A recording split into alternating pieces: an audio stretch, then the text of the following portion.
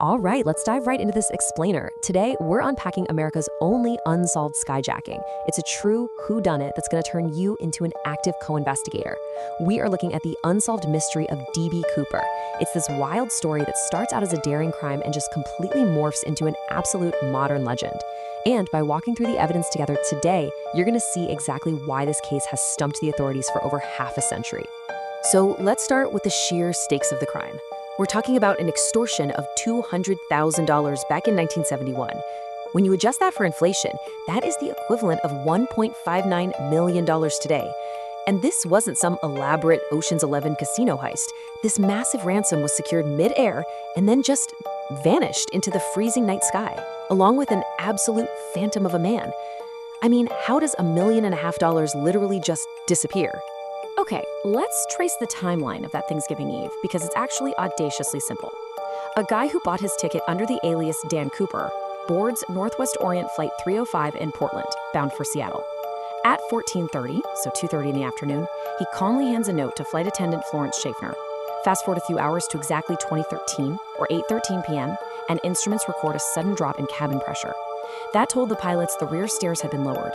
Cooper plunges into the dark, freezing sky over Southwest Washington and is literally never seen again. Now, you might be wondering, what exactly went down at 2:30 p.m.? Well, Florence Schaffner initially thought this quiet, well-dressed passenger was just hitting on her, slipping her phone number. So she just folded the note and put it in her pocket. But Cooper leaned in and said, "Miss, you'd better look at that note. I have a bomb." When she asked to see it, just to confirm he wasn't bluffing, he popped open his briefcase to reveal 8 red cylinders, some cables, and a big cylindrical battery. The threat was incredibly real. His totally unassuming demeanor had basically allowed him to bypass all suspicion until it was too late. Now, the absolutely crucial thing to note here is the specificity of his demands. He didn't just ask for a giant bag of cash. He wanted $200,000 in negotiable American currency. And he explicitly demanded 4 parachutes, 2 primaries and 2 reserves. On top of that, he required a refueling truck to be standing by the second they landed in Seattle. These definitely weren't the panicked demands of a desperate amateur. They signaled to the FBI that Cooper had more than a passing knowledge of aviation, parachuting, and how aircraft operate. And here we have the ghost we're chasing. Looking at the FBI sketches, you see a guy wearing a dark suit, a black raincoat, loafers. He looked way more like a mid-level corporate businessman on a commute than a hardened criminal. But you know what? Because he was dressed so remarkably uniformly, his corporate disguise was actually the ultimate camouflage. Think about it.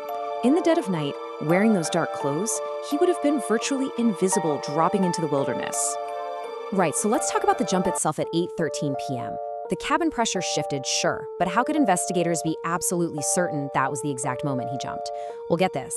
The FBI actually had United States Marines push a 220-pound weight off the back stairs of a 727 mid-flight just to test it. That insane test confirmed that the aerodynamic shift the pilots felt perfectly matched the exact moment Cooper, the money, and the parachute left the aircraft. But here is where things get super weird.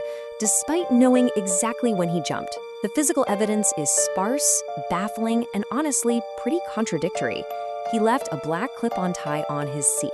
And then, years later, roughly $5,800 of the ransom money was found buried on a sandbar on the Columbia River. We're talking rotting $20 bills with rounded edges. But here is the kicker. That money was found upstream and upwind from the suspected drop zone. How on earth did it get there? Did it wash up naturally? Mathematically, based on his flight path, it just makes 0 sense. You know, for years, literally every tiny lead would spark a total frenzy. Take a look at this 1982 Wire report. A charterboat captain dredged up a piece of olive drab fabric from a river bottom and was completely convinced it was Cooper's parachute. Every time something like this happened, the FBI had to painstakingly cross-reference these scraps with the exact chutes provided to Cooper that night. Ultimately, almost all of these findings were discounted. The force just stubbornly refused to give up its secrets. Fast forward a few decades, though, and the investigation finally catches up with the 21st century. Between 2009 and 2011, a group called the Cooper Research Team analyzed that black clip-on tie with an electron microscope, and what they found was wild. They discovered microscopic traces of lycopersicon spores, bismuth, aluminum, and, most shockingly, particles of pure titanium. Now, in 1971, pure titanium was definitely not something you just bumped into on the street. So what does this all mean? Well, this microscopic clue is a total game changer. It asks the question, was D.B. Cooper actually a specialized chemical engineer or a metallurgist? Instead of being some rogue daredevil, the pure titanium strongly suggests Cooper might have been a scrap metal worker or a chemical manager with inside access to highly rare elements at specialized manufacturing plants. For decades, the authorities might have been hunting for the entirely wrong profile. As the years ticked by with no capture, the media frenzy around the case went totally off the rails.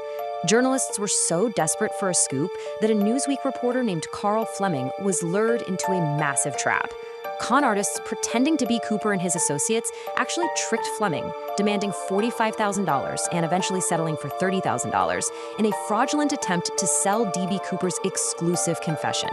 It just goes to show how incredibly valuable the legend of Cooper was to the public. Now, the FBI did have real compelling suspects over the years, the most famous one being Richard McCoy Jr. Just months after Cooper's heist, McCoy pulled off a nearly identical skyjacking. He was quickly tracked down by the FBI and tragically was killed in a shootout in Virginia in 1974. In fact, in 1991, an FBI agent published a book arguing that McCoy and Cooper were literally the exact same person. But despite the striking similarities, definitive proof tying McCoy to Flight 305 has never materialized. Let's pivot a bit because this crime basically turned Cooper into an enduring cultural myth. Because the crime was nonviolent or the passengers, and because he seemingly beat the system, he's everywhere in pop culture. I mean, in the Marvel series Loki, they reveal the god of mischief himself was Cooper, just pulling a stunt over a bet with Thor.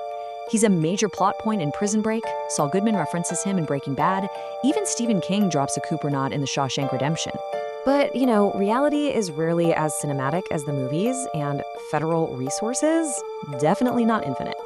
After 45 years, hundreds of dead-end leads, and just an agonizing lack of conclusive answers, the FBI had to make a tough call. In July 2016, they officially redirected their resources and closed the active investigation. The physical evidence is preserved, but the active federal manhunt, that's officially over. But as we all know, the internet never forgets, and it never stops digging. Today, the case lives on vibrantly in Reddit forums and amateur sleuth circles. Citizen investigators are actively poring over old flight maps, studying weather patterns, and analyzing those suspect lists with absolute fanaticism. In a way, the investigation has just been crowdsourced, proving that a truly compelling mystery refuses to go cold. So, I'm gonna leave you with this final thought to investigate on your own. When you look at all the evidence we just walked through, considering the freezing temperatures, the pitch black sky, the rugged terrain, and the fact that most of the money was never even spent, did he actually get away with the perfect crime? Or was the daring D.B. Cooper swallowed up by the wilderness the very second his boots hit the trees? The evidence is all there, but the conclusion? Well, that might just be up to you to figure out.